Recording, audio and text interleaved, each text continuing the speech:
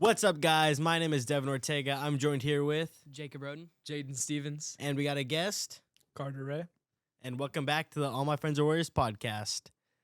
Before we get in, obviously, you guys see we got a guest, and we also got a food review from, was it Super Burrito? Mm-hmm. So, I mean, Yeah, let's get into it. Start off with that, and then we'll actually get into the pod. I have one thing though, just to start off before food.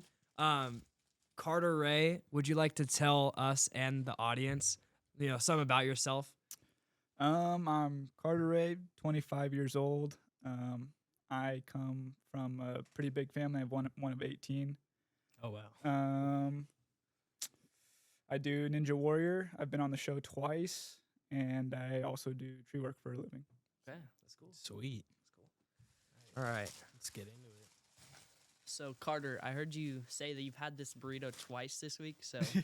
I'm guessing you like it. Yes, I do love this burrito quite a bit. This thing is, they got some size to them.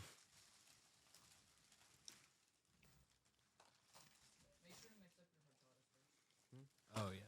I was looking at that. Yeah, we also got horchatas. Yeah, Super Burritos is really good. I think I've had it once before. I've also had it once.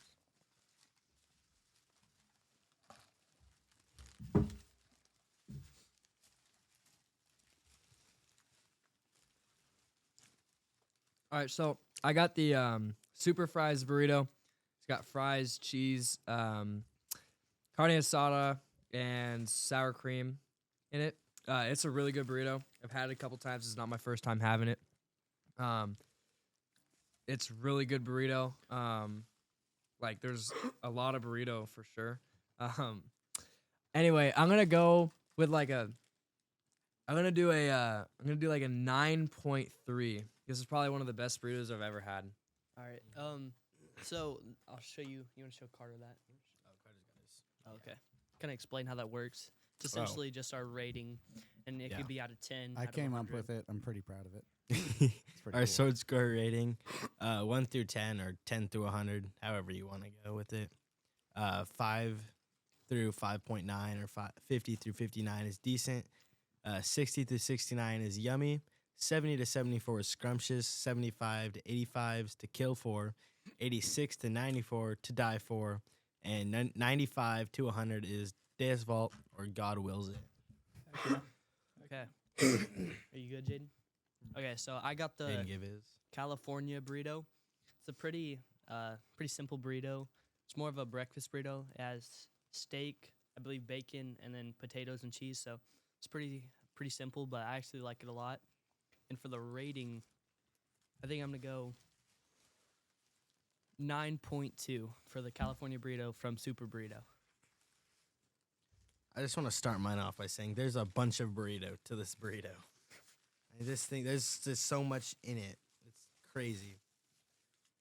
With that being said, it's super flavorful, amazing burrito. I definitely give it a solid 9.2. 9.2. It's to die for. Mm-hmm. Well deserved.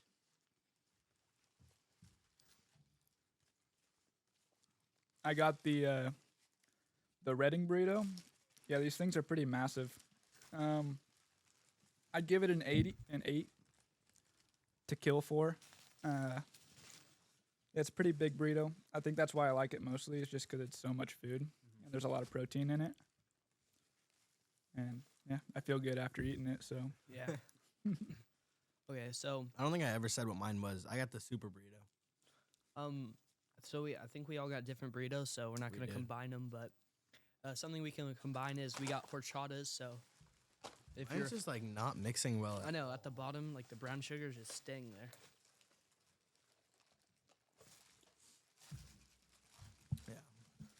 Horchata's really good. Just all go around and give it a quick score. Yeah. Zane's got. You got a calculator, I was in. So Yeah. does your guys still taste like normal horchata? Mine does, but it just has the The I think it's cinnamon Oh, at the yeah. bottom. It's just not mixing well. It's cinnamon, right? Yeah. okay. Yeah. I mean, same with mine, but it still tastes like the same. So I think for the horchata, I'll probably go 8.5. It's a really good drink. Yeah, a horchata is pretty good drink. I mean, it's not really. I don't think it's be that hard to mess it up, but I mean, you can't really mess one up. But like Jaden said, the cinnamon is kind of staying at the bottom, but I'm not gonna blame that on them. But for the score, I'm gonna go 8.6 for the horchata. Yeah, it tastes a little watered down, but that's just because the cinnamon's not like mixing in well.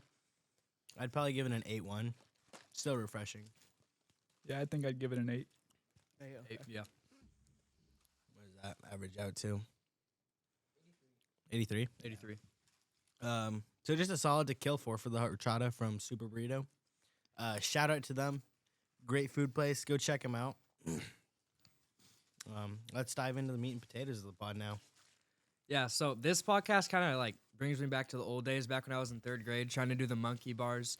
I was having a hard time doing the monkey bars because I just wasn't really physically ready for that.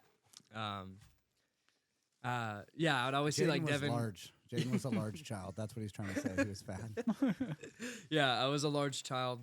And I'd always see Devin, like, I remember one of my first days, Devin was doing, like, pull-ups with the rope. Oh. With his super long hair. I remember that. That was, after seeing that, I was like, dang, I want to be like that. I was like, that was before the location, Ninja Coalition, opened up, too. I remember when that first opened up, when we all went there. That's where we met Carter. Yep. I was so excited when that opened up. I was like, finally, somewhere I can train. Did you come from Reading? Or Yeah. Well, did? Cottonwood. I Cottonwood? grew up in Cottonwood. Yeah. Did you always like Ninja Warrior? Or Yeah, ever since I saw it as a kid. Did you used to watch it growing up? Yeah. Yep. Yeah. And I started training for it. And when I was an adult, I got a gym. So So you were training for it before Ninja Coalition opened up? yeah, Oh, for a wow. while. For a while, I was doing rock climbing and parkour Mm. to try to prepare for it. Mm-hmm. Yeah, one of my questions was like, did you go to like any events like before the Ninja Warrior like main show? Yeah, I've done a lot of smaller competitions before I made it on the show. I think I tried to apply a couple times without getting on. But a lot of local competitions, and then I've traveled for competitions. I've been to North Carolina for Wow. World Cup twice. Yeah, twice. And then, yeah, How many of the Ninja Coalition ones have you done? like 3. Three. I know one of them we went against each other. Oh, yeah? Yeah. How'd you do? I got second in that one. Oh, nice. Heck yeah. Heck yeah. The only person I couldn't beat were only people I couldn't beat were you and Talon. Yeah. Only two people I kept losing to. It's just because we were bigger. Yeah, I remember I used to have to get like helped up like to the obstacles I couldn't reach. Talon would have to come on and lift me up. Give you upsies. Yeah, Yep. I was at a height disadvantage for Mhm. sure. Yeah. Well, one of my questions was, when was the first time you actually went onto the show? I don't know what year it was. It was 2.5 years ago. Was the first time competing on the show. And then you went on again. Yep. I went on Didn't this- you? That was just recently, right? That was a year ago when I went on. Well, it aired last summer. So Didn't you was it the first time or second time that you had to go against Daniel Gill? it was my second go around. Second go. Yeah. He's good, right? He is pretty good. Yeah. He's getting slower, Yeah. but he's still really good. Yeah, he's definitely one of the best Mhm. ever do it. Yeah. Who would be like the GOAT, a Ninja Warrior? Of all time? Yeah. Or that's hard to say because it's still such a new sport. It's like there hasn't been enough time to really see who's rising to the top. Like, because there's a lot of old guys that are still doing it and still competing well. Probably Joe Morawski. Joe Morawski is my favorite, and also he's been doing it for like 20 years, I think, on the show. Was he the something like that? Was he the first to win it all? No. First to win it all was Isaac Caldiero. It's been a while since Yeah. I've seen this show. Mhm. Trying to like remember when I was a little kid. Yeah, I watched it Watching as all this. as a kid too. Mhm. But another one of my questions was kind of well, we were talking about it a little bit before the pod, but kind of explain and talk about the differences and like of the first time you went on and the second time, like how far you went or stuff like that. Okay. Yeah. So first time I went on, it was a huge deal for me because I've trained for like almost 10 years up to that point, and I was super excited. I'd worked so hard for it, and I fell on the second obstacle, and I was like, it was so embarrassing too. It was like the easiest obstacle on the course, and I just screwed it up. And Was then it just like nerves? I don't know, because I was not nervous that time around. I was nervous when I first got to LA, like the first day, but the nerves went away the second day, and then the day of the competition. I mean, I slept on the bus ride over to it, and I was the first runner of the night. So that was a little disadvantage for me, not to make any excuses, because it happens in Ninja. Sometimes you fumble it. Right. But I was super confident in myself, and I trained a ton for that. I'd moved down to the Bay Area to a super nice gym, was living there for the months leading up to it, and trained really hard. Didn't have any nerves. I was confident, but sometimes that's just how it happens. Fell on the second obstacle, and yeah, my whole family was there. Didn't even get to see me on the course because I didn't make it far enough for them to be able to see me. Oh. Yeah, and then I was the first runner of the night, so I had to stay in the athlete's tent till like 4 a.m. Didn't even get to see my family, but So it was cool. compared to the second time you went. Second time on, a lot less serious for me because I had kind of taken a big step away from Ninja at that point. After the first season, I wanted to like focus on other parts of my life. So that whole year, I wasn't training nearly as hard, and I moved away from the big gym and started focusing on business and stuff. So that second year around, I was like, I'm not as fit as I was, and I'm not as sharp or athletic as I was the year prior. And I don't think I was as competitive mentally at that time. But I was more relaxed for sure. I was just like, I'm just gonna go have fun. As long as I make it further than last year, which I know I can for sure, I'll be happy. And so I had that mindset going in, and had 2 solid runs on qualifying and semifinals, and then made it to the races, and had some great moments there. So Going against Daniel Gill. going against Heck. Daniel Gill, one of my role models going into it. Now, after hearing that, and you said that you kind of took a step away from it, would you do it again if you were given the opportunity to go back on? Would you do it? Yeah, absolutely. It's super fun to compete on that show, and it's just a great experience. It's not something you get to experience a lot in this life. Ninja just in general, I feel like is like it's just so fun. Yeah, it's so much fun. The nerves, I could do without the nerves. I hate that part about it. I get so nervous before competitions, and like even small local comps, I almost get more nervous for those. I don't know why. I think I do know why. Just because I feel like I'm supposed to be like the local guy that like is super good. And if I don't do well, then I feel like I've failed. But yeah, on the show it's super awesome. And yeah. I feel like with the local tournaments and competitions, they're way more intimate. Yeah, Everyone knows you. Like exactly. You said, you're the guy. Yeah. You When know. I go on the show, not everybody knows me. Uh-huh. Like my name is I'm under the radar, so the expectation isn't there. That is It's kind of a win-win. Yeah, Yeah. exactly. I feel like I compete a lot better in that situation. Oh yeah. Yeah, you almost don't have as much to lose, I guess, Yeah. in like a mental sense. Yeah. Yeah, so obviously, so you did much better the second time, even though it wasn't that big of a deal for you. I mean, it was still a big deal. Yeah, still a big deal, but like, I was trying to convince myself that it wasn't a big deal though. yeah, Because I was like, maybe if I convince myself it's not a big deal and I don't care, then I'll perform better. And that's what happened. So you said like in between that first time and second time, you said you wanted to focus more on like going into the business side of things. I know you are part of a like Own tree business? Yeah, you own like a tree business. Is that what you were doing in between that time, or were you doing something else? I was doing that in between that time. Sorry. Yeah, you're good. I had moved back from the Bay Area because down there I was doing ninja full time and building obstacles and coaching. I'd moved back because I wanted to take a big step away from it. Change my perspective and what I was putting all my time into. And I started working for one of my buddies doing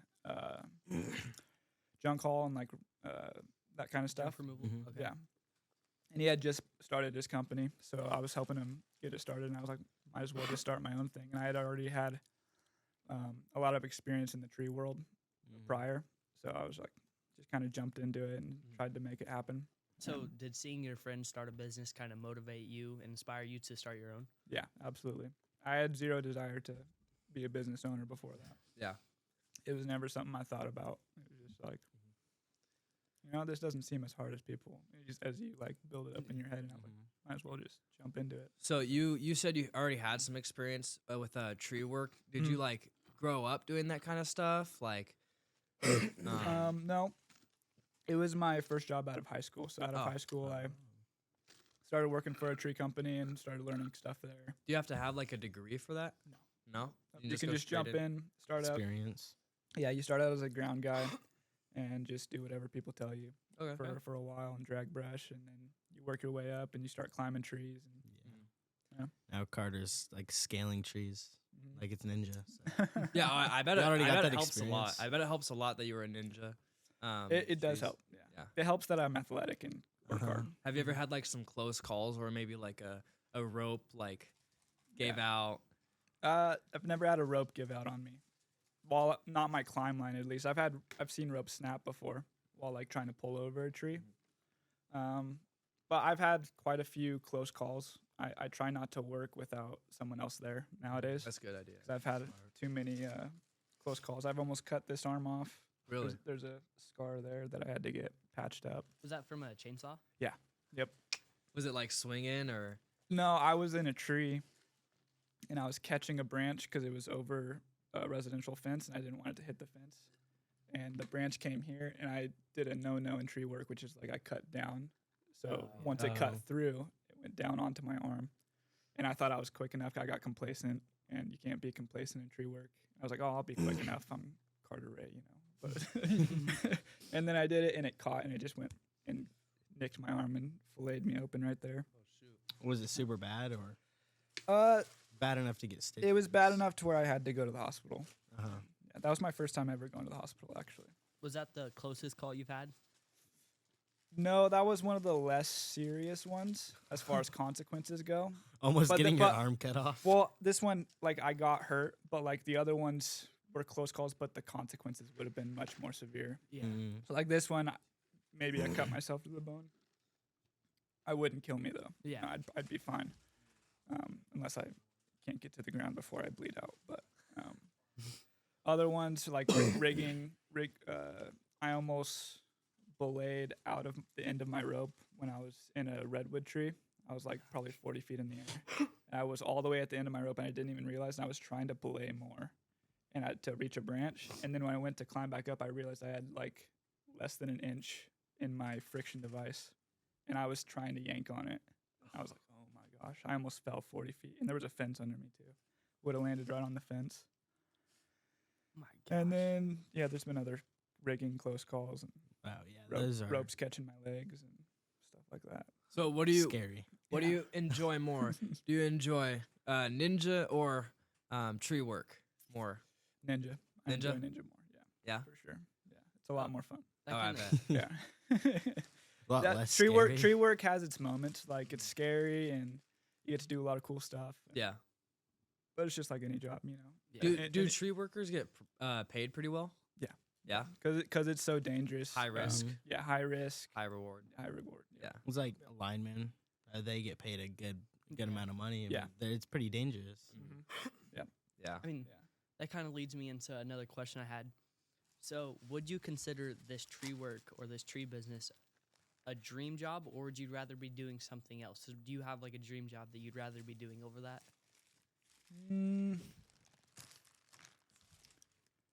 I don't know. I like tree work.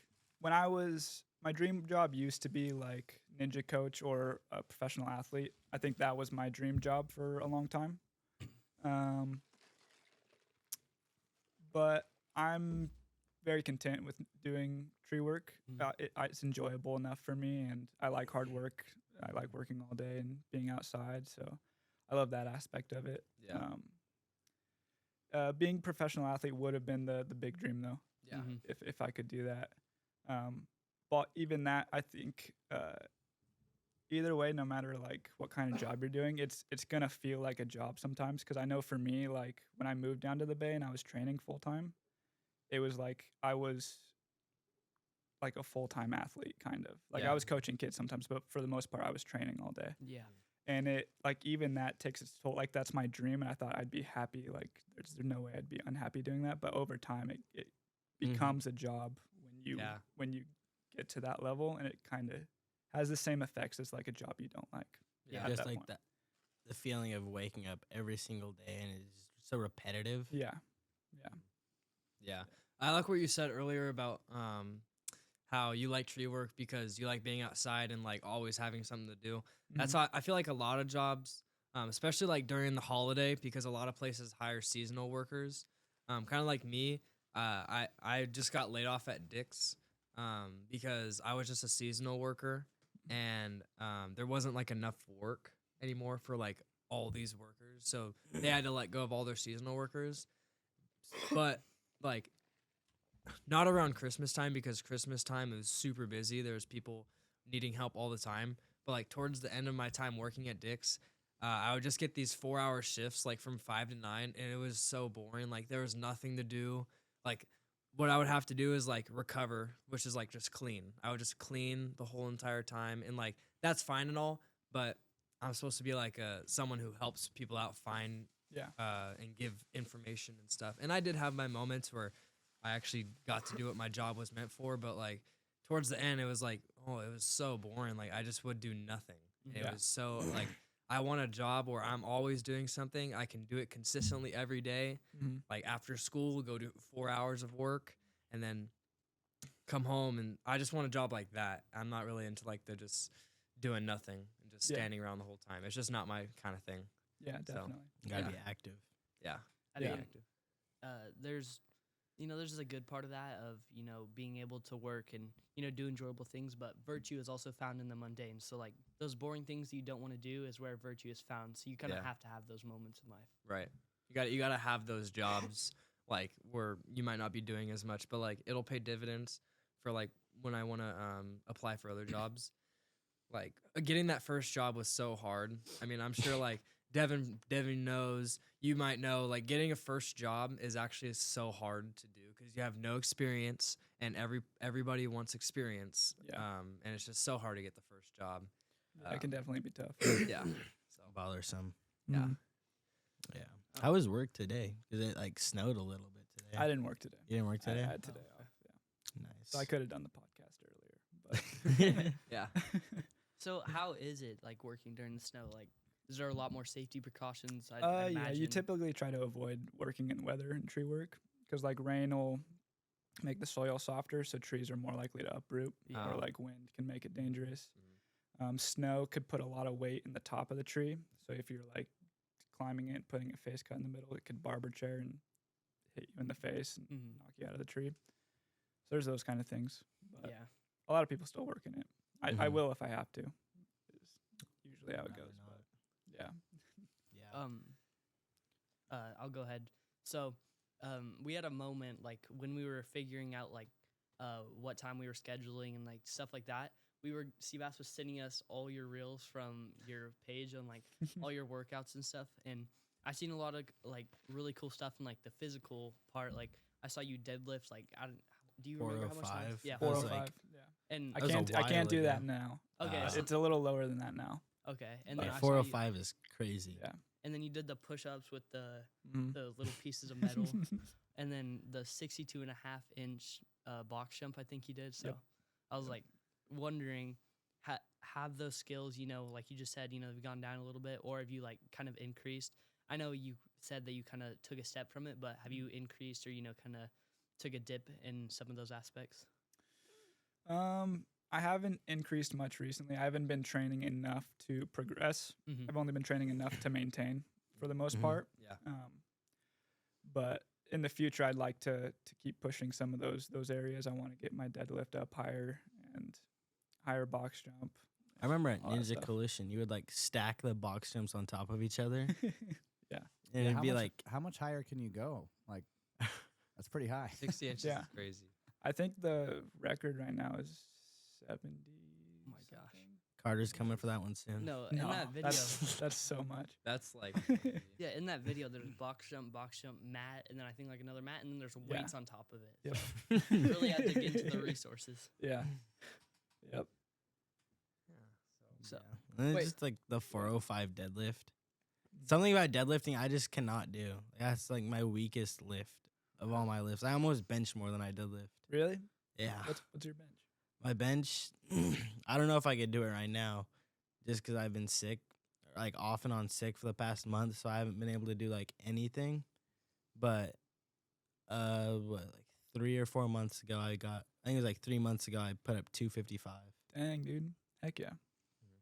I think my weak spot is definitely hang cleans. I hate hang cleans. You just because- don't want to snap your scapula again.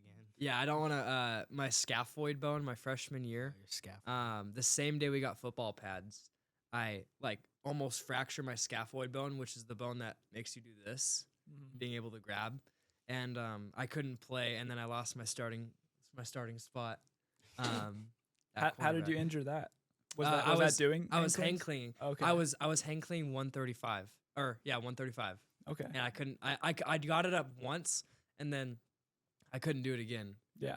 Because it was just I don't know. It was just that was always my weak spot. I had never like focused on that before. There's so much form into hang cleaning. Or Yeah. like power Yeah. cleaning. Yeah, and Dude, now It's very technical. now I'm actually trying to like lock in on it because colleges like they like hang cleans. Yeah, they because do. it shows like how much weight you can move.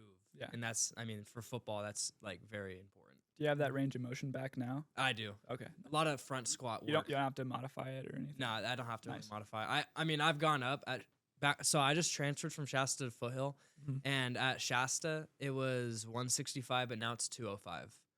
Nice. So Heck yeah. yeah, That's I s- solid. yeah, I still got ways to go, but yeah. And then my squat 365. 365? Yeah, Dang, dude. I should be able to do more though. I know I can do more soon. But deadlift, I couldn't do 315. I could probably do 300, but I can't do 315. I tried it. A lot of people are like that. They're like their squat is bigger than their deadlift, Mhm. and for me, my deadlift is a lot bigger than my squat. 'Cause my Yeah. squats. My It's- max is 315. It comes down to like grip strength, and like I'm sure with like Ninja Warrior like training, the grip strength. I don't know. is- I think it's skeletal maybe, like Oh, where your yeah. leverage points are. yeah, Mm-hmm. Because I don't For- think my grip strength. I mean, I did switch grip on it, so it wasn't like oh much of a For me, it's like the hinging motion at my hips. yeah. Every time I try and hinge, I just get like a pain in my hip, and I just cannot like. Yeah. I might be able to push and get 315, but I don't want to like try. So I'll just do like 275, and I'll do that because Nice. that doesn't hurt that bad. Yeah. But then if I try and go any higher than that, I don't want to like risk it or anything.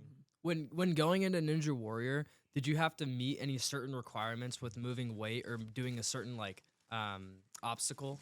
So that going on the show, they make you submit a submission video. Okay. So you just most of the video is just talking about yourself, and Okay. you gotta have an interesting story and be Okay. good on camera and I feel like you know, be charismatic and stuff. for the show, they care. They almost care more about your story and your like But- yeah. charisma and your like just the story behind you Yeah.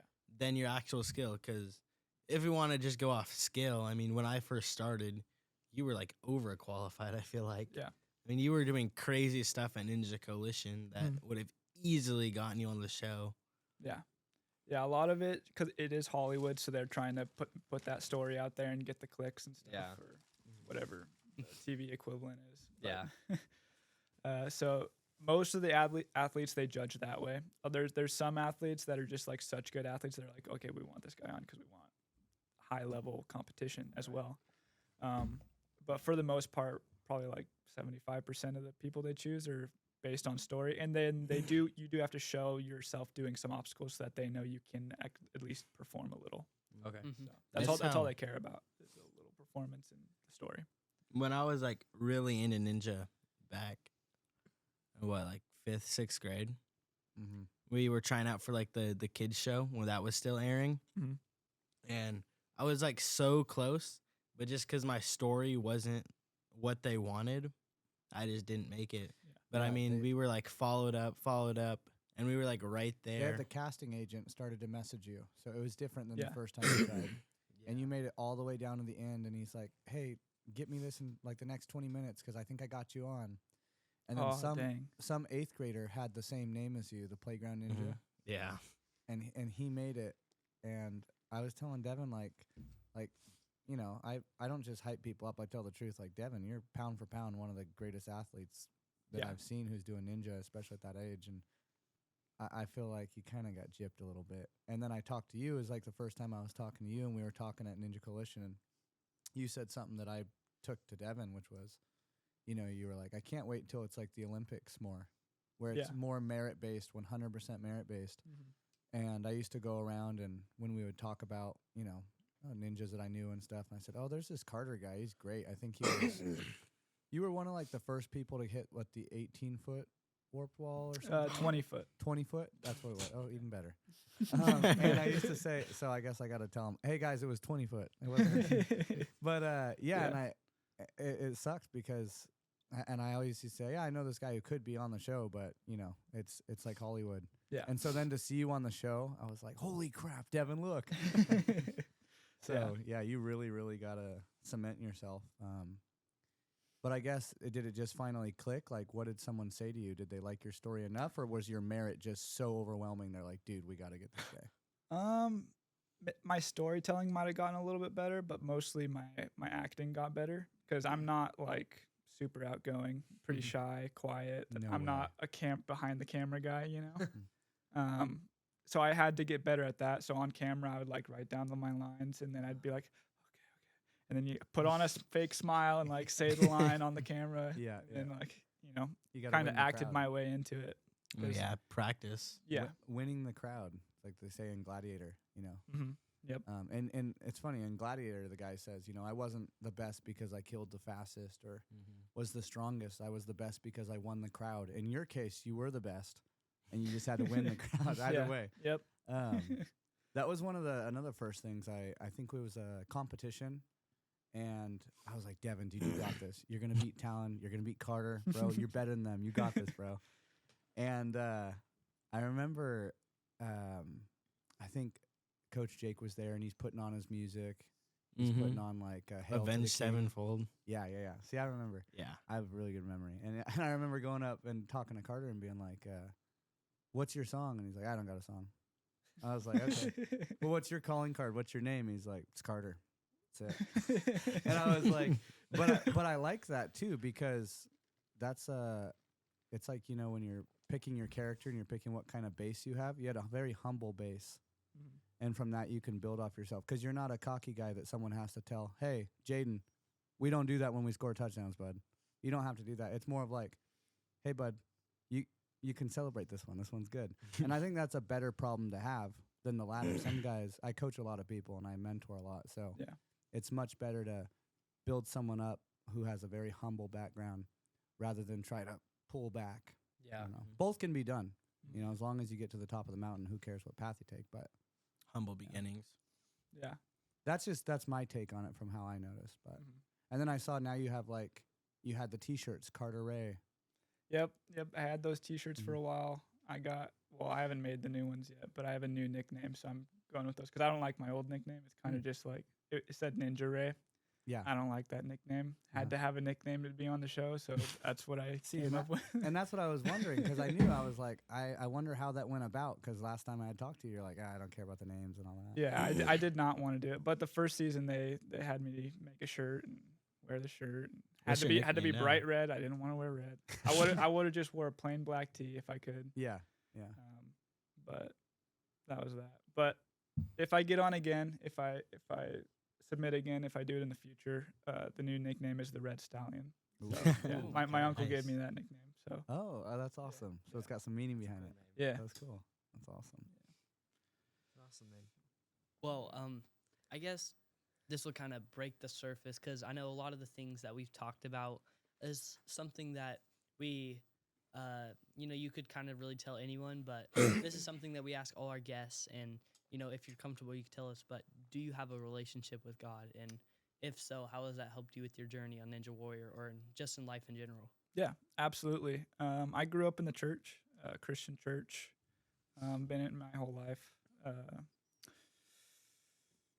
Yeah, it's been a pretty big part of my life. Mhm. I think around the age of 14, it was kind of when I made it my own thing. And been pursuing them as best I can, ebbing and flowing, it goes ups and downs. But that's a big part of my life, one of the biggest parts of my life for sure. And when it comes to like integrating it into my life or like work ethic or work or training for Ninja Warrior, um, I'd say it's really helpful, um, especially like when it comes to being disciplined and like Mhm.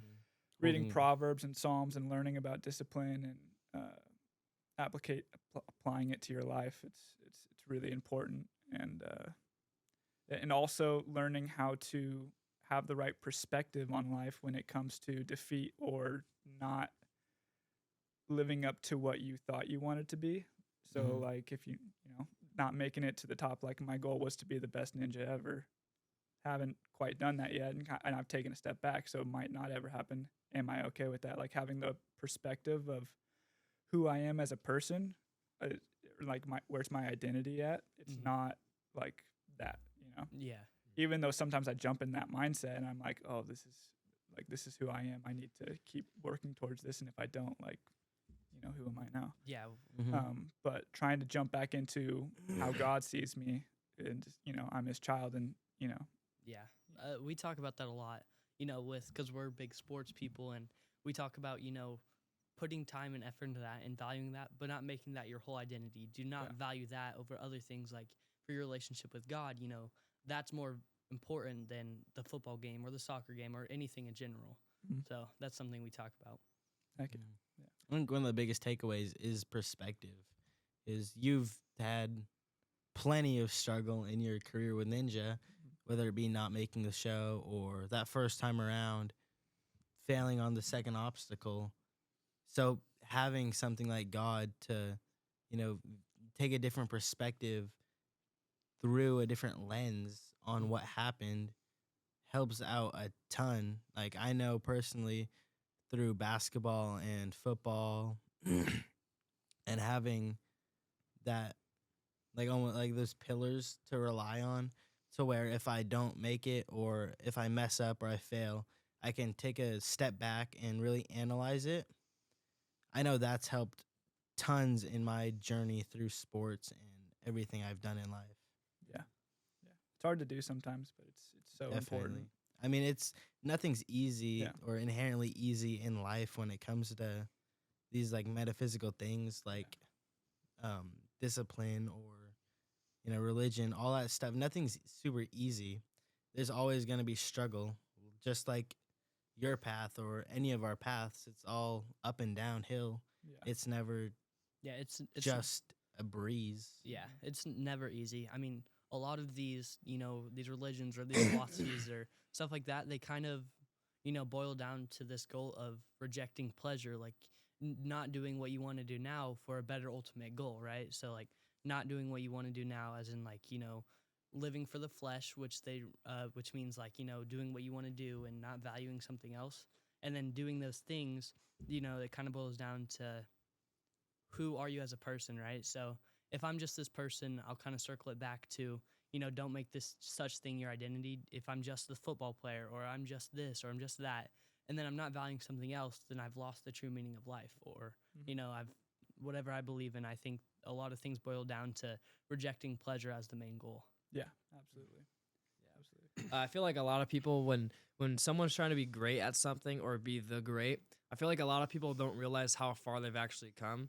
So like for example with you, like what you said, you wanted to be a professional athlete and be like the great of ninja. Mhm. But even just that first time going on the show, even though you did fall on that second obstacle, you've already like surpassed so many other people who have wanted to try to get on the show that maybe weren't good enough or maybe didn't have a good enough like story. You've already like surpassed all those people. So I feel like a lot of people like when it goes to perspective, like when you take a loss, look how far you've come and you can easily bounce back up. Like just because you take a loss, just because you fall down off the mountain one time doesn't mean like you can't get back up. You can easily, well, I mean, it might not be easy to get back up, but there's definitely a way to like get back up and try to keep on going. And Yeah. like what Jacob was saying, like don't just value one thing. You know, you obviously value your ninja career, but you also value your tree working career. So it's good to have both. Mhm. It's good to have the tree work to go back on, but it seems like you're actually pursuing tree work like a lot. Mhm. So. Yeah, definitely. A lot of people don't like to hear this, but in some senses, the journey is more valuable than the destination.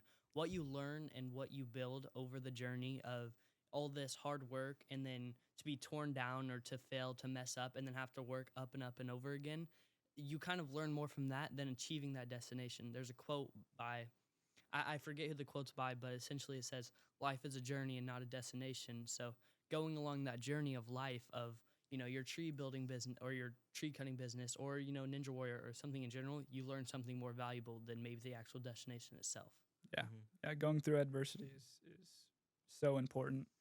And I think a lot of times God will put you through adversity on purpose to Oh, yeah. to sharpen you and strengthen you as a person. Yeah. And So a lot of times that's a better place to be than being blessed, because sometimes we're not capable of receiving blessing without flipping it and turning it into something bad. You know. yeah, Mhm. I really resonate with that. So actually, a while back, Sivas made us these towels for football, and on there we put our favorite Bible verses, and then he has the story of Stonewall, which is a really long story, but essentially, my favorite Bible verse was Romans 8:18, which is the pain that you're feeling does not compare to the joy that's coming. So when you're talking about how God puts us in these situations that will help us grow and become a better person, I think that the journey and the stuff that you're gone through is all for a purpose, and eventually you'll find out that purpose, whether you find it out early in life or whether you find out later in life, that whatever God has put you through, it's for a reason and it will build you as a person. Mhm. Yeah. Absolutely. Going through a more difficult journey also gives you that Satisfaction. satisfaction, and it makes the end goal more satisfying because you just went through such a hard time and now you're succeeding. It just makes it all that more worth it. Yeah, absolutely. Exactly. Absolutely. So another one of my questions was, so do you plan on sticking with this tree business, or do you maybe think on, you know, moving to something else, or do you plan on starting a new business, or do you kind of plan on sticking to that tree business? Right now I plan on sticking to it. Okay. We'll see where it takes me, but I'm sure for a good long while I'll probably be doing some form of tree work, whether I'm running my own business or contract climbing or doing whatever. Yeah. You know, What is your business called? raised tree experts. Raised Tree. Okay. Yep. Okay. I mean, yeah, check it out on Instagram, and if you ever need some sort of tree work done, right? Yeah, Is that yeah. If you need some tree work done, hit me up. yeah. Is it just you that does it, or do you have It's just myself right now. Okay. Cool. How long have you been doing it again? Like the actual business? Little over 2 years. Love trees. And did you start? So I didn't ask this earlier, but did you start in like another like business? Like did you just go straight into your own business? Well, it was kind of, from my understanding, correct me if I'm wrong, it was kind of after your friend started that business of the junk removal, and then after, you know, taking a step away from Ninja Warrior, you kind of went into that realm of a business, and you kind of chose the tree route, right? Yeah, correct. so you just So- went straight in.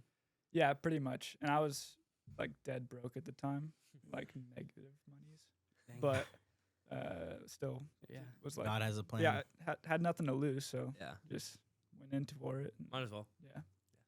So, have you made successful money, and like, have you made I'm not gonna say like a career because it's not like you've achieved that and like you're done with it. But have you Mhm. made like pretty good living off of it so far? And like, Getting you- there. okay, Getting there. Yeah. This That's really last year, first year was rough. This last year, I've done all right. and Comfortable. I feel like that's kind of hard because when you're just this single person working for a company that's, correct me if I'm wrong, not too big yet, right? Mhm. So when you're working for that, it's hard to get clients and get people who need that work, especially as just this little business that is growing. But and then especially for one person, right? Because you run Mhm. the entire company and you're the only person. Yep. So I mean, you don't get to be like, okay, this person go do that job, this person go do that job. It's like, no, I got to go do this job, and then I got to go do that job, Yep. and then I got to do that job. So Yep. that's really cool. Mhm. It Thank you. makes it all that much harder.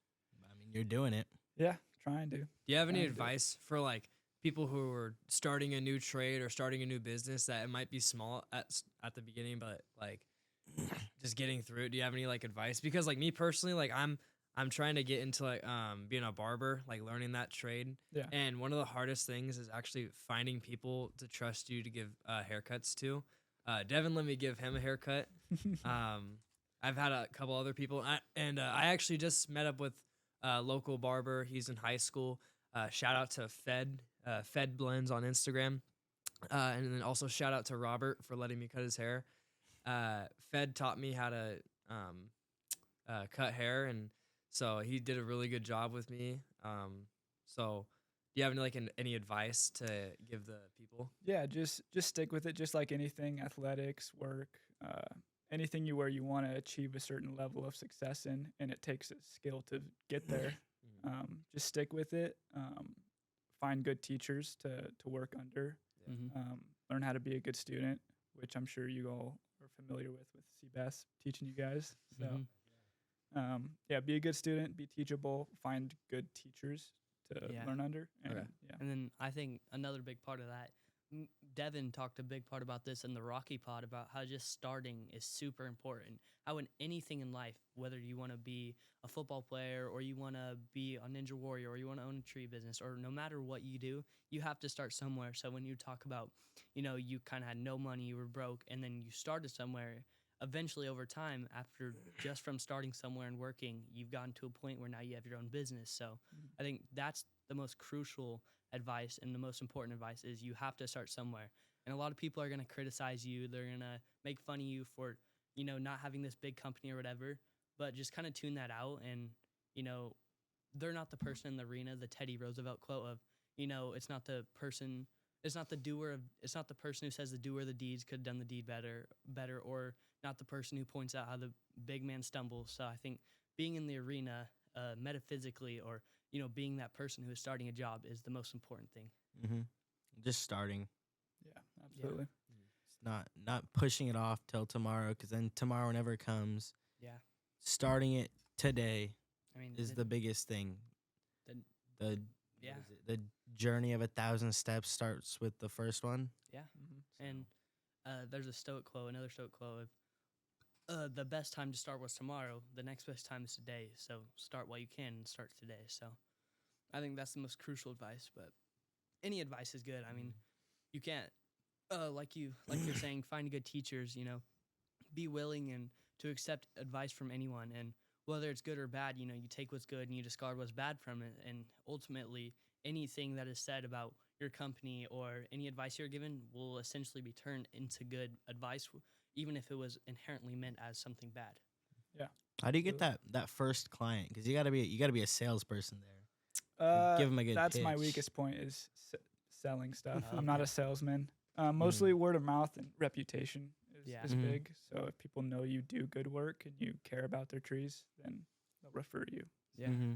A lot of people are good at selling, but they're not good at tree work, or they don't care about the trees. So that reputation starts to Do you have follow them. Do you have any clients, like any upcoming clients or any work that you're doing? Yeah, I do a lot of work for other companies. I don't have any of my Okay. own jobs lined up right now, but like through other companies, I have climb jobs and stuff like Okay. that. So That's super cool. Yeah. In working through another company, I'm guessing they'll just pay you or Mhm. like, okay, that yeah, makes sense. so that they hire me as a climber. I'm not an employee, but they hire Yeah. me whenever they need me for Mhm. certain jobs. And okay. Are there certain like roles in tree work? Like, is there people that like cut or like people that like map out like where to go or like Yeah. how does that work? So there's like the owner of the company, and then there's the foreman of the job site, which is usually the most experienced person on the job site. And then there's climber and ground guy or ropes guy, and Okay. So- and so- you're a climber. yeah, I'm a climb. Well, I'm kind of everything. of it. So Everything. over time, you want to accumulate all those Jack of all skills. trades. Ideally, yeah. Yeah. Yeah, you don't want to be too much of a specialist because you want to be able to do everything. So that way, when you come out of the tree, you can drag brush with the ground guy and Right. be a good leader as well. Because a lot of climbers just they come out of the tree and they're done with their job and they just Yeah. sit in the truck and let the ground guy drag. Right. But sometimes you got to show the ground guy how to drag. Yeah. You know, so Lead by example. yeah, exactly. Yeah. So, do you only do work in Reading, or is it like in Shasta Lake, or like where do you go? Like, Mostly Reading, Red Bluff Okay. areas. Okay. I've traveled a little bit for work down to the Bay Area and the coast a little bit, but okay, yeah, for the most part, Reading, Red Bluff area is where I work. I was gonna ask. Growing up, did you play any other sports? I did a lot of sports for like a little bit. So I did a little soccer, little gymnastics. I did BMX racing for a while. And a bunch of other small ones. I did baseball in high school for one season. And then I did a lot. I was just always super active. So I always Yeah. was running around. When I found out parkour was a thing, I started doing that. yeah. And So your love for like, Ninja Warriors and parkour just kind of overtook all those other sports. pretty much, yeah. Because I was always running around playing tag. I was very physical growing up. Yeah. And yeah, I was like, parkour is a thing. That's cool. That's like a bunch of what I love to do, anyways. So Uh-huh. you grew Um, up in. You said you grew up in Cottonwood. Yeah. So I'm guessing you went to West Valley. No, I was homeschooled in high Oh, school. you were homeschooled. Yep. Okay. Yep, I went to Calvary Christian Academy Okay. in high school. So my guess is like, were you getting a lot of kids like saying, "Yo, Carter, come play this sport. You're super athletic." Like, Not really. I was still like developing myself a lot as an athlete. Okay. Like people knew I was super athletic, Yeah. but I was homeschooled, so it was like I couldn't go it was Yeah. hard. play school, and I didn't have a lot of friends that were in high school because Oh. I'd been homeschooled for a long time. Yeah. But I really did the only thing. I'm glad I was homeschooled, but the only thing was not being able to play certain sports. I really wanted to do wrestling. Oh. I would have loved to do wrestling, but still, I was able to rock climb and do parkour, which is what got me to where I was at. So. What was one of the hardest obstacles that you've ever had to do in like ninja or like parkour? I'm trying to think. That salmon ladder looks pretty hard. I'm not gonna lie. I think starting out, it's hard. It's not hard now. Yeah. For me, a lot of obstacles are pretty easy individually, to be many- honest. How many rungs can you skip on the salmon ladder? At Ninja Coalition, Yeah. I've skipped to the top. Oh yeah, because From, you from guys bottom can, like, straight to top. What? No, they have him and Talon had some method. No, They did. not that way. No, not that way. Yeah, Just from normal? just straight pull, straight to top. That's crazy. I think I could only ever do like 2. What is the Maybe difference? 3. Like, how high is that of like the jump from the bottom to top? It's something like this. That's Like crazy. 2 feet. 2. Yeah, probably. Yeah, that's crazy. Yeah. Well, okay. This is kind of a weird question, but what do you think you're the best at? Do you think you're the best at the salmon ladder, or do you think you're the best at weightlifting, or do you think you're the best at this or that? What do you think you're the best at? Like for me, Yeah, you like, personally. me personally, what's my strongest Yeah. area is pull. My pulling Okay. ability is pretty strong. Mm-hmm. Um, So I'm I guessing think you could that's do a my lot of strongest. pull-ups. Yeah. How much could you do? Like, Oh, like Honestly. pull up like in a row? yeah. I'm not as strong there. Okay. But just Oh. like a max pull, like weighted pull-ups or Oh, like okay. Oh. Okay. explosive, I'm Yeah. really strong there because I train explosive movements a lot. Okay. Or I've done a single arm pull-up while holding either 30 or 35 pounds. I think it was 35, but I'm not going to say that in case I'm wrong. 30 pounds for sure. That's crazy. That's So wh- insane. What's the most you've done like weighted? Like, With both arms, yeah. 172, I believe. Damn. A whole Pulling nother guys out of the person. water. Oh my gosh. What's like your craziest? That was this way. This Okay, way, it's a chin little up. less. Yeah. Uh-huh. What's your like craziest accomplishment, whether it be an obstacle or some like weightlifting feat? I was pretty happy with the 405 deadlift.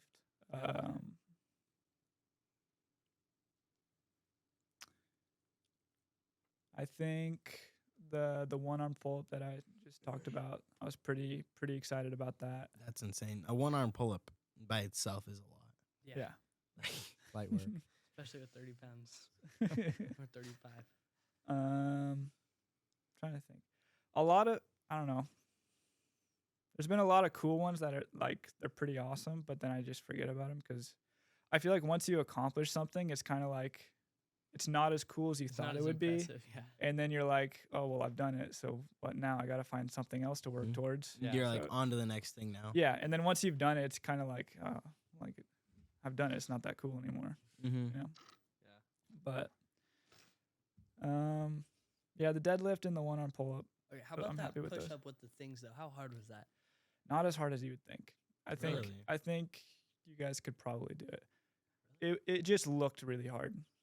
It just looked really hard, but it wasn't as hard as it was. Was it like a lot of It- core strength? Because I'm not a very strong pushing. Uh-huh. Like, Is it more like the technical aspect of making sure the pieces stay together? yeah, that was hard, and it's basically you're doing a one arm push up. So if you can do a one arm Ah. push up, Okay. you could probably do it. Oh, that makes Because sense. all That the makes weight sense. is right here on this hand, Mhm. and then you're just holding the blocks together with this hand, pressing it, and then you're going down like that. I gotta try Uh-huh. that. Yeah. What Oh, what the, about- I'm sorry, I'm gonna cut you off. What about the 20-foot warped wall? Where was that? That was at Traverse Fitness That's in Sacramento, right? in the Bay Area, Okay, the Bay Richmond. Area. Yep. Okay. And I mean, a ton of people have done it now, but back then when I first did it, I think I was like the 4th or 6th person to ever do it. Yeah, that's crazy. But now it's not a huge deal. Like every good It's ninja like when- athlete can do it now. It's like when guys finally got the 4-minute mile, and then everyone started getting it. Yeah. Yeah. What about breaking the handcuffs? Oh, I yeah. saw that Oh video. yeah, I was That's- pretty happy about that too. That I'm was- still when I think about that, I'm kind of like, yeah. I did it. That's awesome. So what happened? So if you can remember, Yeah. you almost had it, and then did they? Because I'm guessing you have to like spin them until where there's the tension, and then break Mhm. them. So you have to, you kind of swivel them around like this until Yeah. they lock on each other, Okay. and then you have to, like, try to create a lever with your arms Okay. and snap them that way. But it hurt so bad. Oh, I bet. It was the strength wasn't as big of an issue. Like the strength was there, but it was just the pain because it grabs your skin and it starts to rip on your skin. And so especially when you commit, it just hurts heck of it and it feels like you're about to rip. And you're like, oh, I don't know if I can do this. And then you sit there. But the guy I was filming it with, Anton, he was saying all the things I needed to hear.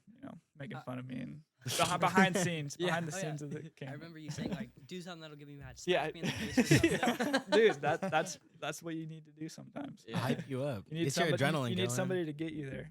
Say the right thing. How long did it take? It took me I think like 9 minutes, That's actually not bad. and then when I broke it, Anton was like, "Oh, I did it in like 3 minutes or something." I was like, "Shut up, dude."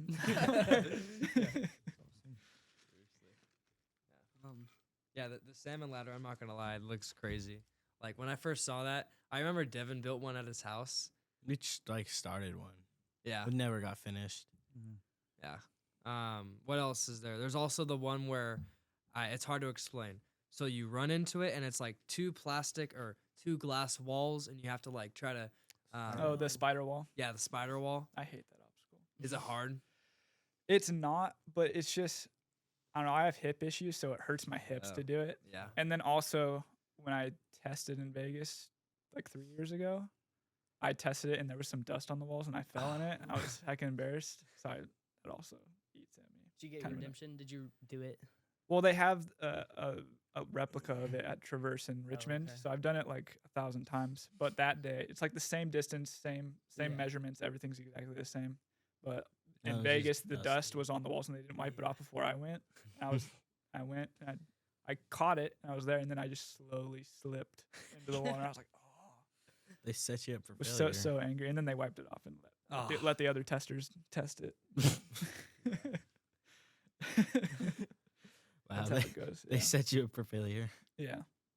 So I know you met like Daniel Gill and stuff, but like, have you met any other like big time celebrities like at the ninja events, or maybe seen, maybe not handshake or like talk to them, but maybe you like saw them?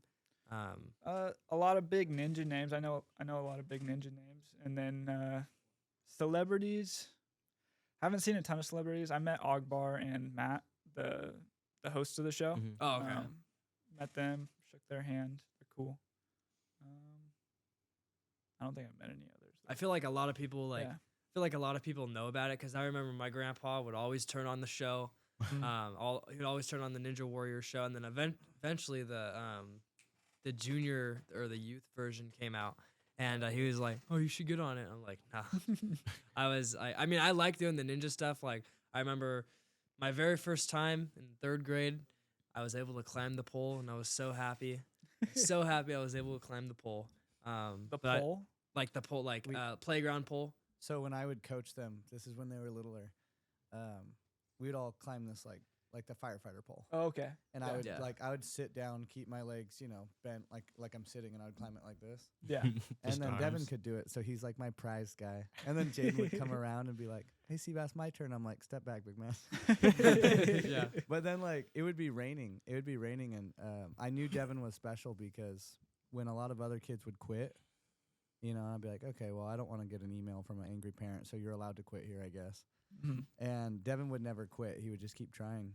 Yeah. And there was a time where it was raining, and the kids were like, "It's too wet." And so I went up it, and I'm like, "Dude, if a real ninja warrior, like I'm talking feudal Japan, had to climb up this pole, he wouldn't care. It's not that it's too wet. Your grip strength isn't strong enough." Yeah. And then eventually Devin did it. And then eventually he did it better than me, and he had a weight vest on. And so and then eventually Jaden started getting a little slimmer, and Jaden got up that pole, which was more Heck yeah. impressive. You know what I mean? Yeah. So it was way more impressive that you did it. Yeah, you would always say like, "Dude, imagine like a tiger or a lion chasing Chasing you. you. You have to get up that pole." Yeah, like it's have do to get this up or that die. pole. Yeah, Yeah. Put yourself in the right mental state. Mhm. exactly. Yeah. We would even make Seabass would come up with obstacle courses for our little playground, and we'd run through that. We'd call ourselves like American Ninja Warriors. Well, that's what happened. And then I got message from a buddy because I knew Kevin in high school. Like, I first met him. He brought like CrossFit when CrossFit was getting big. He brought that to our football team. Yeah. And he had me do like the Superman planks. And back then I was like super good at going really low to the ground. And he was on the phone, of course. And so he was like, "Hey, this guy right here, what's your name? Sea bass, like a fish? Okay, yeah, everyone watch this guy." So I had built a connection with him there just from, he would have me like start everyone going in weight training. And then I got a job and at the school at Old Shasta, and the playground burnt down. And so we went out to IGO school during the car fire. Mm. And I had Devin, and then we got those IGO kids to turn their playground into a course, and we're having fun. And then my buddy messaged me, "Hey, dude, someone's stealing your Ninja Warrior gig. Remember Kevin from high school? Bro, you got to go down there right now." Yeah. And I was like, "Okay." And I went down there, and then he was like, "These kids are jacked. What are you doing out there?" And I was like, "We've been doing this before you." And then that's what happened. But real quick, I fell in love with the coaching standpoint from it. Like, it's kind of Devin's fault. Devin like took all my time. Yeah. And so, and then pretty soon Jaden, and then a whole host of others, and now we got Jake's. And but yeah, it's crazy how it all started. But what was it like to have those hosts, like, I guess, commentate as you're going throughout the course? Because you obviously watch them on TV like we did. So you can't hear them Okay. when you're on the course. You can't. It's so loud there that you can't hear anything. You can hear the crowd because you can hear the crowd, and there's a big voice prompt that says "big applause," and you hear that. That's all you hear, and That's the little funny. beep beep beep at the start of the course. Okay. But that's it. Do they yell at you at the end when you're on the top of the wall? Sometimes I see that. I don't. How on- much is that On as the movie? end of the wall, there'll be like a little microphone there where they can talk to you, and there's a little screen there. Okay. Or usually their booth is right next to the finish line if it's a different style course, and you'll be able to hear them there. That's cool. So if you're at the top of the warped wall, their booth is right there, and you'll be in earshot of them. Yeah. But for the rest of the course, you can't hear anything that's they're awesome. saying, so you have no idea if they're talking trash or Zane, not. do you have that picture of Do you have that one picture of him and Daniel? Correct me if I'm wrong, but like being on the show, is that just kind of like a surreal moment? because obviously you grew up watching it, and now you're there. You're living the dream. Yeah, it's pretty surreal. Like when you're waiting to go up on the stage, it's kind of like, okay, here we go. And for me, I try to make it seem as less of a big deal as possible. So like as much as I can minimize it, I perform better under that. So like, yes, it's a big moment and you step out on the stage and you're like all the lights are in your eyes and there's like people getting ready to cheer and you're trying to pay attention to this guy over here that's going to tell you when to go. And you're also trying to game plan in your head. You're trying to, because you walk through the course in your head and you have everything game planned out and you're trying to remember that while you're focusing on this and everything that's going on. So it is pretty surreal, but I try to just tell myself it's just another moment. It's just another That's moment. smart. Yeah. Even if I don't do well, like people will forget in a month. It's not a big deal. So when you say that the lights are super bright, were they super bright right there in that photo? Yes. Yeah. A lot of times, especially at the start when you're looking down, there's lights that are shining almost directly in your eye view. So that's kind of disrupting a little bit. It's annoying to me at least. Oh, sorry. Gotta pop something. That's funny. But yeah. There's other lights that are, but you kind of just have to like try to tune it out. Try your the best you to. can. Yeah. So up on the screen there, what was that moment like for you? Like looking back at it now, I guess, because it might be a little surreal or simple. It was cool. I'm trying to remember. I don't really remember the moment too much. I think I remember thinking, like, Daniel's a really unique guy. Like, I didn't like him for the longest time, to be honest. He was not my favorite athlete. Yeah. Just because I was like, there's no way anybody's that smily and happy all the time. Like, what the heck? What's it? Yeah. But then I met him, and I'm like, oh no, he's actually like hella Genuine. cool. Yeah. And like we had talked a lot before we raced, and we knew we were gonna race each other. Yeah. And just that moment was kind of just like reassurance, like hey, no matter what happens, like, Respect. you know, Yeah. we're gonna race as hard as we can. But at the end of the day, like, especially because he's a Christian too, and there's a lot of ninjas that are Christians actually. Like there's quite a bit. There's a big community there, and there's like prayer groups that meet up before competition. Great. We'll meet up in the hotel and do a prayer together, which is super cool. But it was just that moment there with him was just kind of like, hey, we're doing this for something bigger than us. If we can keep that in mind while we're performing, Oh, 1,000%. that's what we want to do. So. And then he just took off, and you're like, yeah.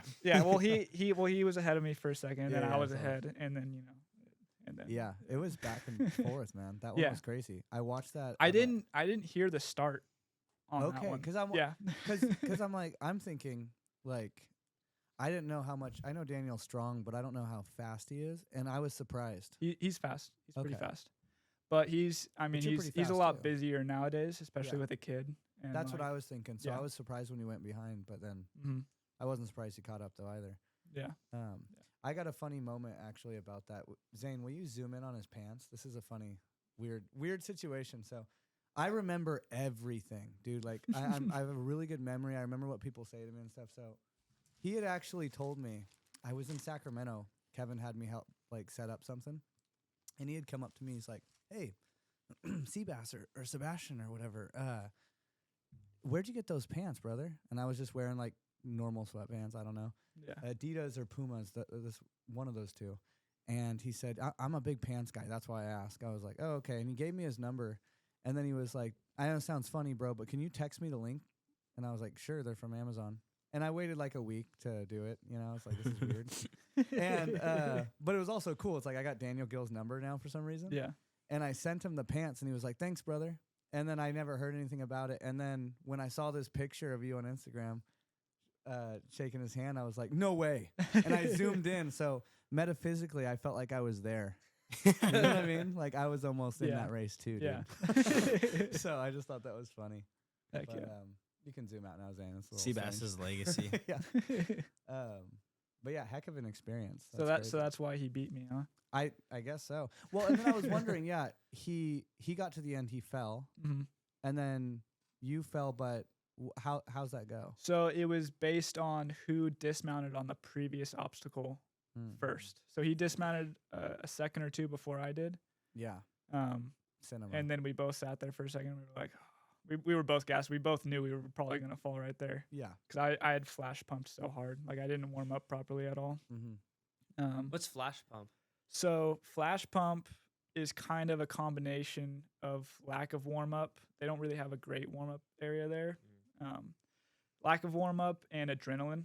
So like you'll be feeling like 100%, like ready to go, and then you're doing your run, and then at certain point you just hit a wall like that. Like it's like the pump just sets in super fast, and then you're like, oh, like you're done for kind of. Yeah.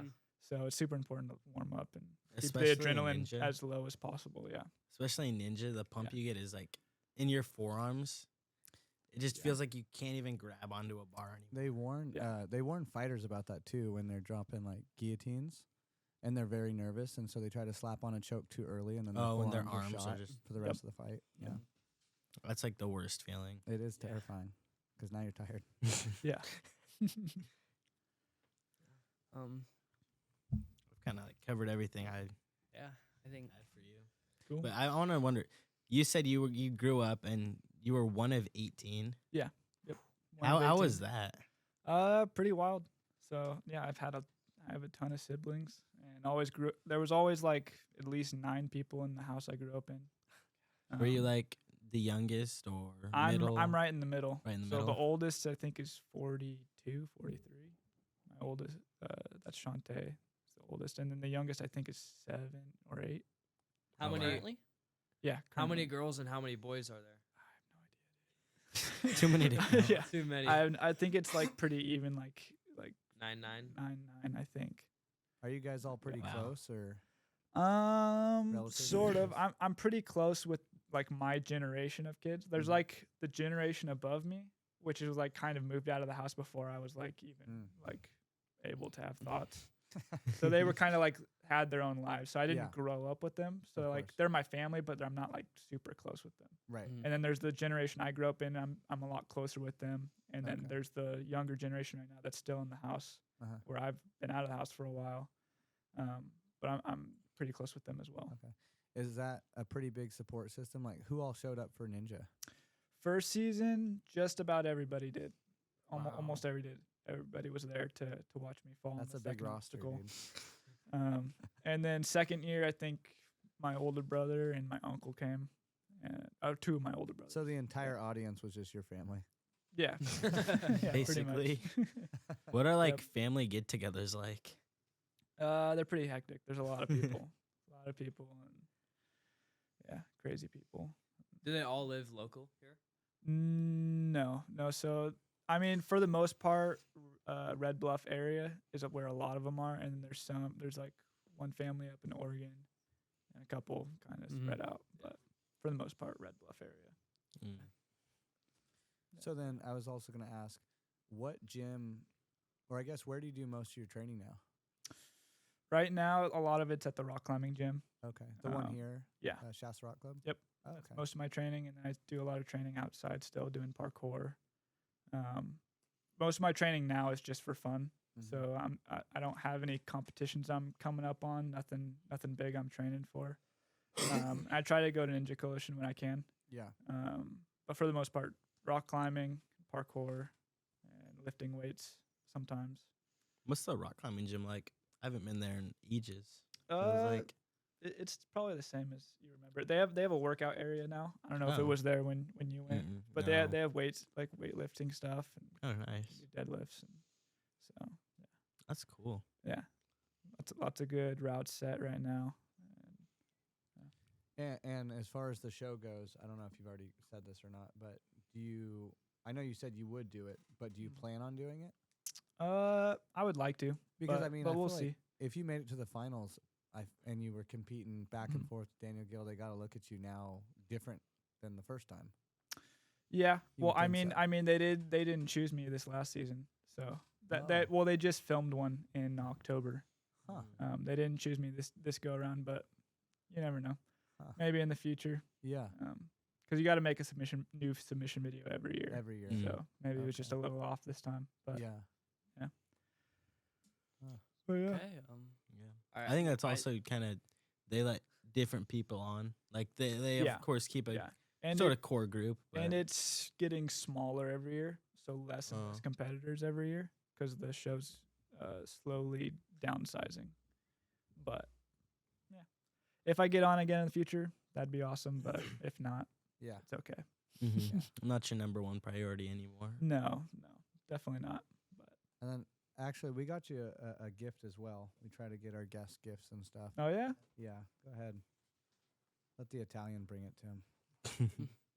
That's a bomb. It's not He's a bomb. actually super famous for bringing gifts to. He's gonna go. He okay, dressed he's up gonna as a go right. samurai Oh, he's one gonna toss time. it to Jaden. Okay. yeah. Yeah, to give a gift. Yeah, One of our guests. because we had a guest named Katana on, so he gave her a katana, so Oh, he that's dressed up pretty like cool. a samurai. So believe that is a It's one of those The, like, grip strength. Those grip strength. Oh, No, I don't know if you've even used one of those, or I think I might. I've just seen videos with people squeezing them. Oh, that's dope. Yeah, I'll definitely be using this. Yeah, so I Yeah, was like, I've seen. Oh, these. it's like one of Oh, the ones that's that nice. records Around. it too. yeah, Yeah. You got the other one. And then So wait, is it only right if we test your grip strength? Yeah. Go for Okay. it. So we'll have to. Does it need batteries or anything? Comes with batteries, I think. Oh, nice. yeah, I've seen the videos where like they try to farmer guys grip strength and then Yeah. a football player. I don't know. Yeah. Yeah. I was like, this looks cool. no, that's cool actually. This, Yeah. this heck? device, grip strength is really particular to how you train it. Uh huh. So like you could be really strong at rock climbing, but Mhm. be kind of weak on this. It's interesting because it's you're strong in certain positions. So like rock climbing, you're strong in crimp or like sloper, but like squeezing something and using your thumb is a Wouldn't different. that be type- stronger for maybe like a 400-pound power lift guy? This maybe. 'Cause It depends on. There's a lot of variables. There's different kind of grip Here, strength. wait, give him a pencil to stab the plastic thing with. Oh, thank you. I was struggling. My grip wasn't good enough. Yeah. You gotta start working it out. Awesome. Yeah, I always see like videos of like the media squad going around like football teams saying who has the strongest grip strength, and it's Yeah. that Mhm. it's that device. Yeah. So that's cool. That's funny. I wonder what like a high score is. Like, I really don't have any reference. I've seen a few. Probably videos, anything but high. That's probably true. Yeah. What is high grip strength? Zane, look it up. Pull that up Probably for us. anything high, right? On this, I don't know. Yeah, you're right. You're right.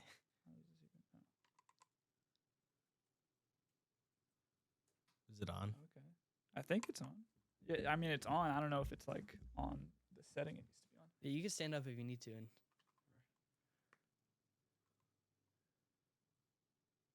Here, I'll let you guys try first. Alright. That was my warm up one. I would try. I just don't want to break it.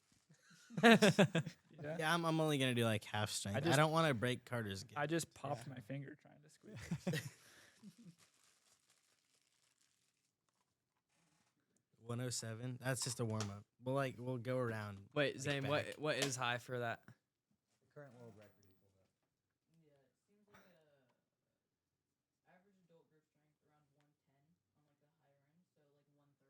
I got 103. We're just kids, guys. 386. So like, I What mean, the I hell? didn't really try because I don't want to like make Carter I'm- feel bad.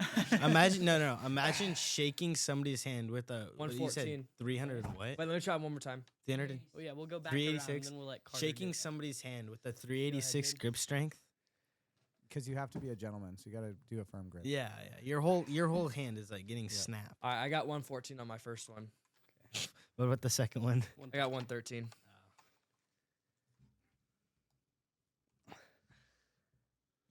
One 104, 103 point, or 8. Round up.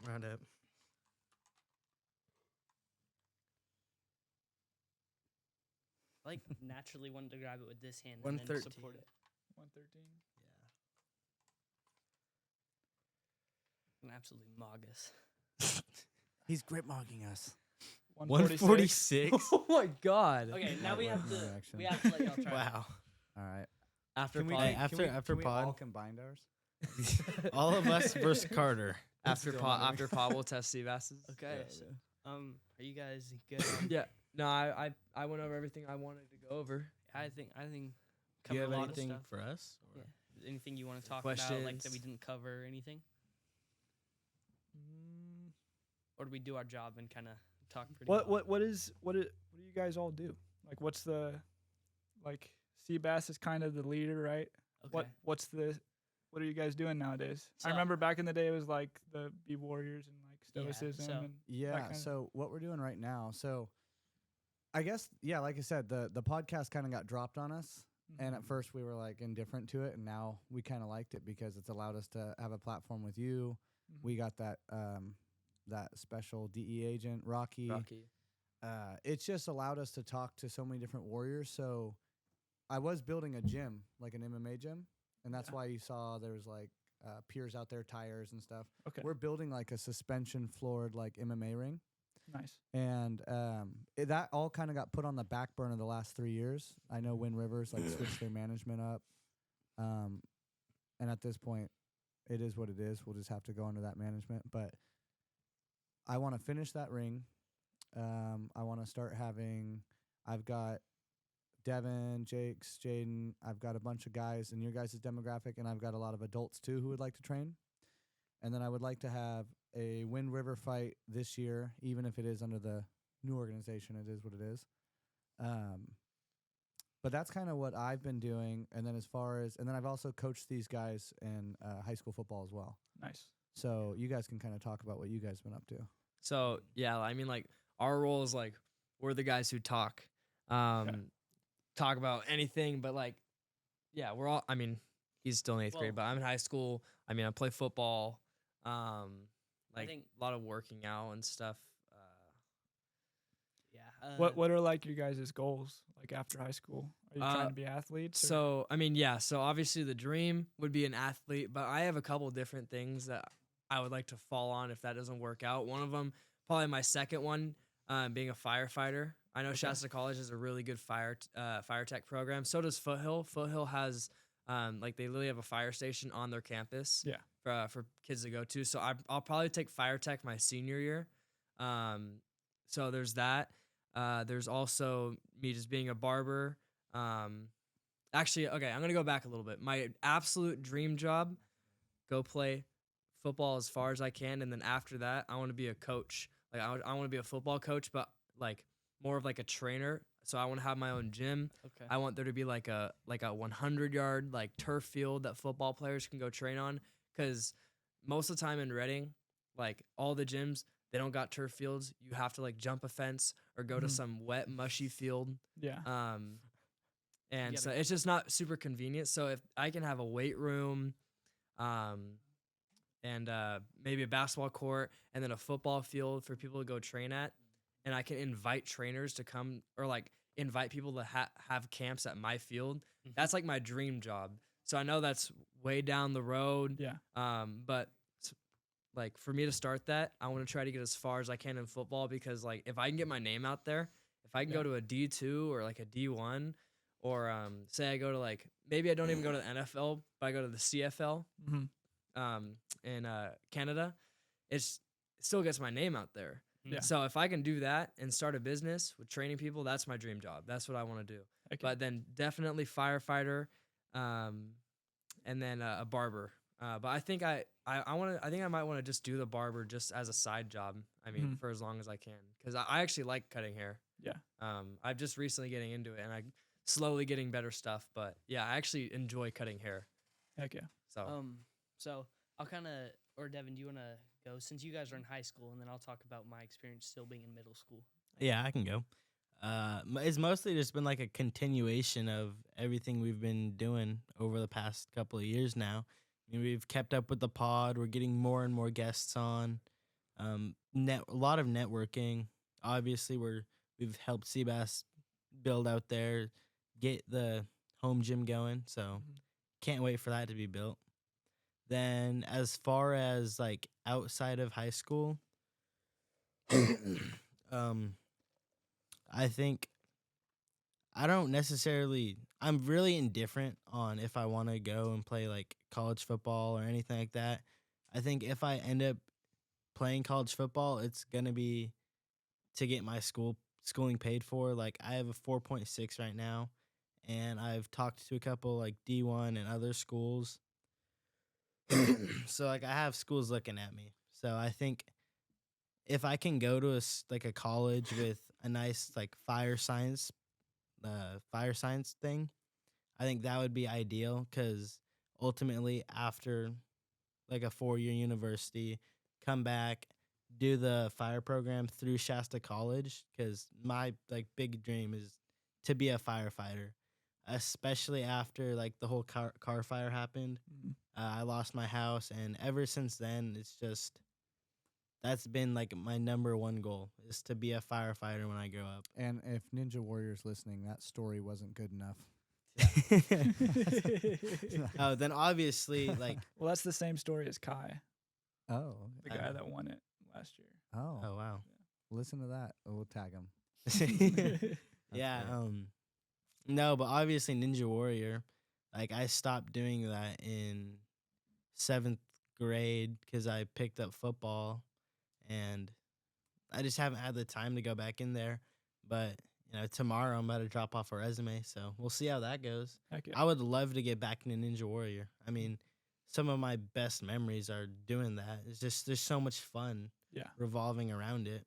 Yeah. So I mean, if I have the opportunity to get on the show, It's fun just to play. 100%. It's Yeah. just playing is what it Yeah. is for the most part. Yeah. I know it's super exciting, super fun. So I mean, if I get that opportunity, I'll obviously take that. Heck yeah. But no, definitely my main goal out of high school to do what I said and hopefully become a firefighter.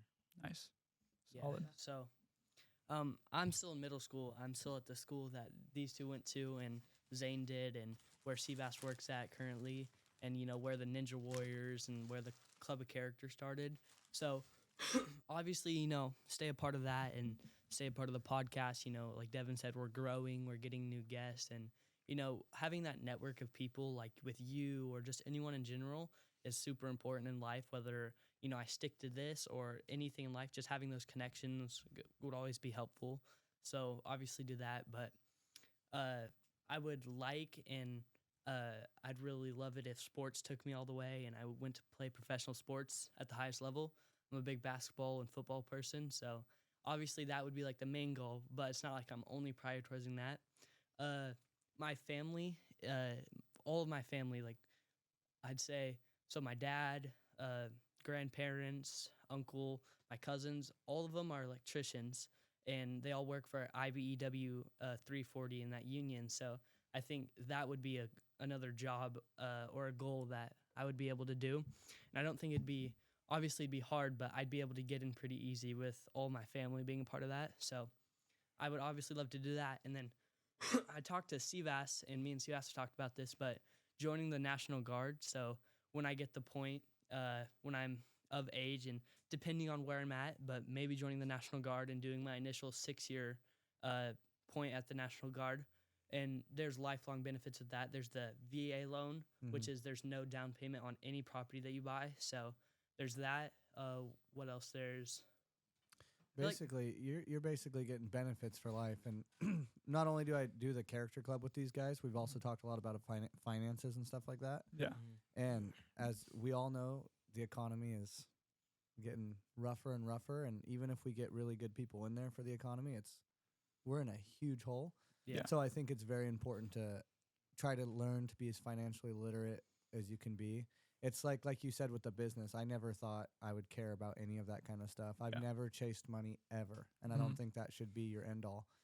But if you're going to start getting in the business of wanting to provide and protect people, then it's very good to learn finances and to start looking at benefits and things like that. So at February of next year, I'm going to do the guard as well. yeah. Mm. I'm just going to go in as infantry, work my way up to a squad leader, and then you can come back, and you only got to do Yeah.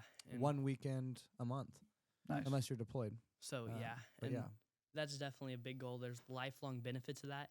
And plus, I could be working any job while doing that after I do my initial training, which is like 6 to 10 weeks. But then I just have to do one weekend every month of training unless I'm deployed.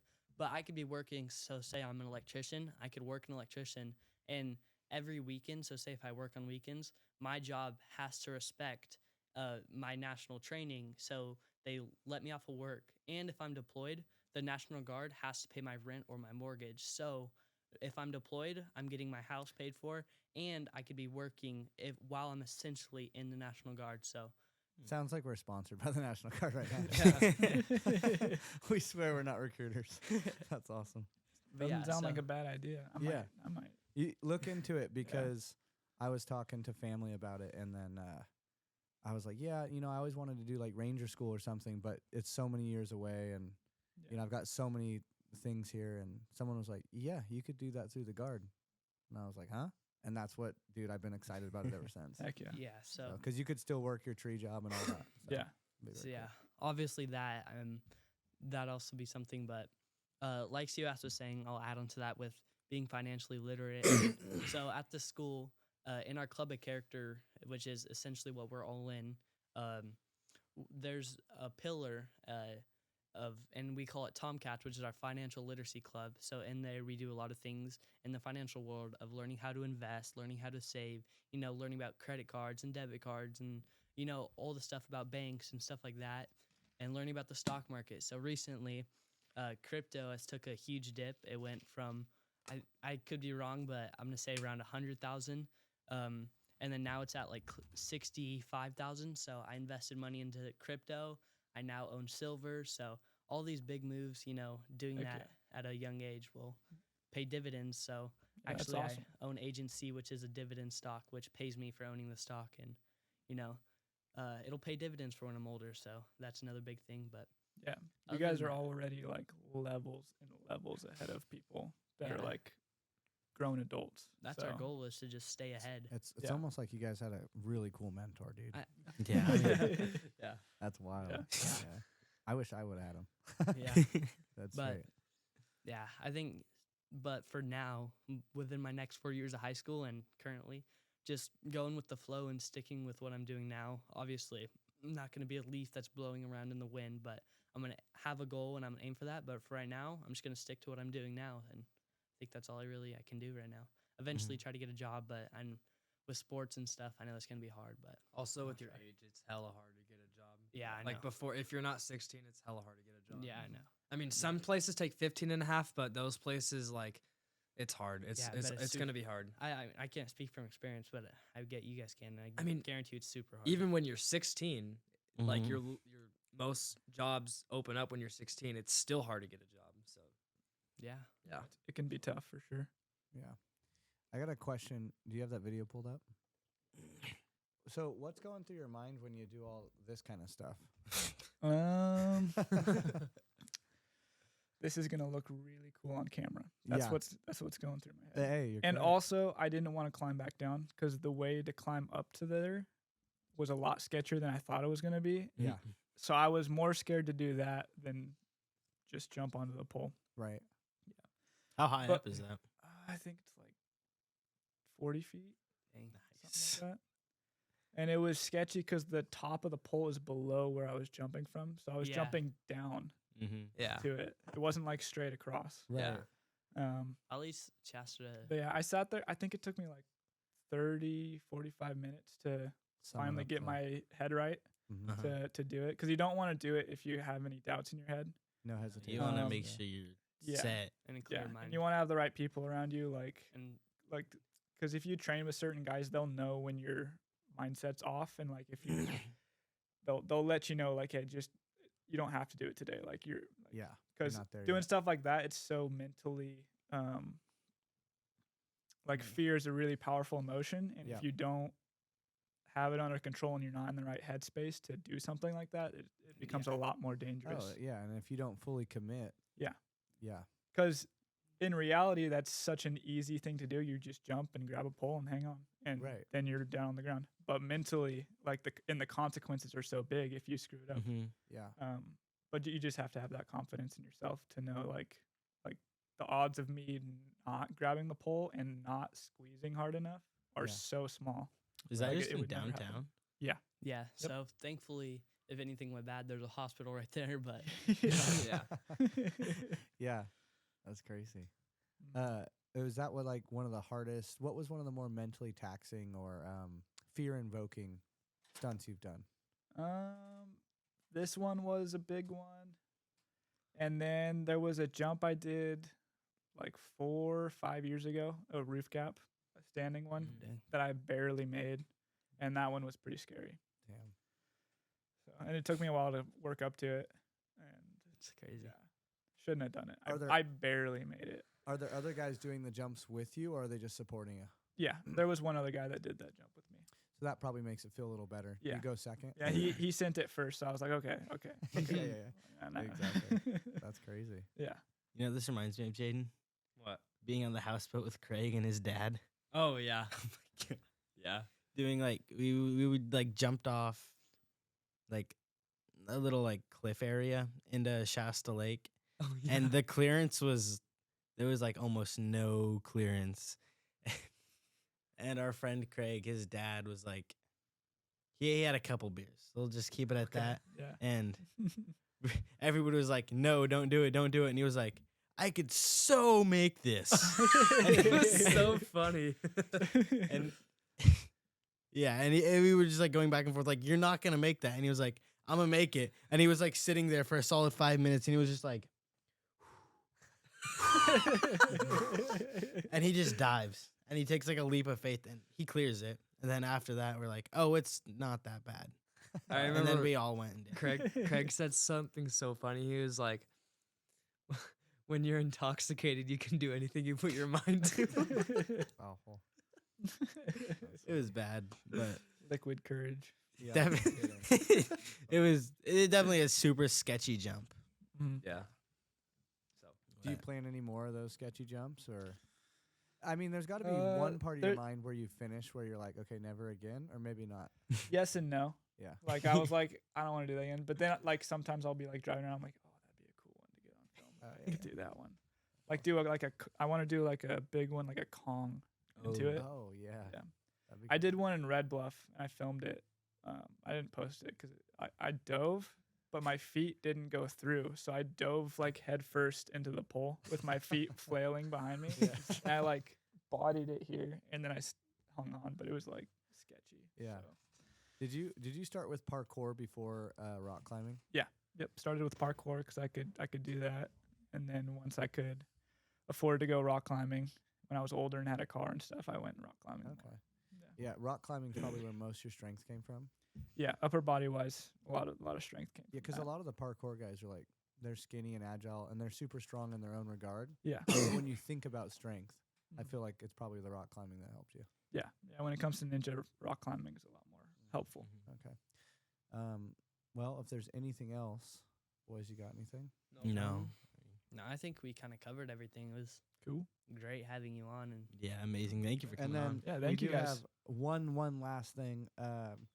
Yeah, originally I saw you were like, I don't know if you're square dancing. I saw on Instagram. Swing dancing. Swing dancing. Yeah. Okay, but it's like cowboy themed and all that stuff. Yeah, yeah. Well, it looks cool. So I'm like, I was telling Devin that, and I'm like, oh, we're gonna get him Jeff's Cattle Company, which is this really cool like country food kind of place. Yeah. And then I'm assuming that's your girlfriend. Yep. Then you guys can go on a date there. But then they closed at 3, and so we didn't get to do that. But go ahead. This is we got you a little gift card there Oh, nice. Thank you. because that guys. was the original plan. Yeah. So that's cool. Yeah, I've seen some of the dancing clips. Where do you go to do this? There's a place in Anderson that teaches it, and there's a lot of spots popping up because it's getting pretty popular. Mm-hmm. That's But yeah, I started in Anderson. Started learning it there about a year ago. Started doing it. And nice. super cool. now there's a bunch of spots that are all around that teach Yeah. it and space for it. So yeah. So you cool. guys got to do that now, Jaden. What? You got to Yeah. take Elise and Zen and Bria. Bria. Yeah. There Yeah. you go. Tuesday nights. There's Tuesday a nights. at the the wedding venue in Palisadro. Oh, Mm. I know what you're What's the- talking about. Yeah. The what ranch is it? Something ranch. I know what you're The talking about. something ranch. Sorry to the Yeah. person that puts this on. I should. We'll find it. Yeah, yeah. All right. But it's Tuesday nights at 5 or 6. 6. They teach you like the basics and then like one intermediate move, and then it's free dancing after that. So Mm. Sweet. it's a good spot Cool. to take your ladies. So, Heck yeah. yeah. Cool. All right. Dev, if you want to go and close it. Yeah, I just want to say thank you for coming on. Yeah. Thank Thank you you so guys much. for Great having me. time. It's cool Yeah, having you on. anytime. It was super nice. It's been enjoyable. If you ever yeah. wanna What do you come on think about again, our just- podcast compared to? I know you're like a podcast guy and you've been on 1,000 apparently. No, I've been on 2. He's like, well, Rogan was a little better. It's been good. It's been good. I like the setup and the format and just you. easing into it. Yeah. I've been on 2. The other ones were started out a little less ideal. I'm Mhm. also just like takes me a little bit to get comfortable. you know? Right. Mhm. Yeah. That's why we start with food. Yeah. You know, Yeah. No, it's it's smart. We just Smart. eat and we just have a It good gets time. people loosened up and Yeah, 1,000%. Okay, cool. All right, Yeah. well, Go ahead, Devs. alrighty. thank you guys for tuning in. Subscribe, go follow us on Insta. We'll see you guys later.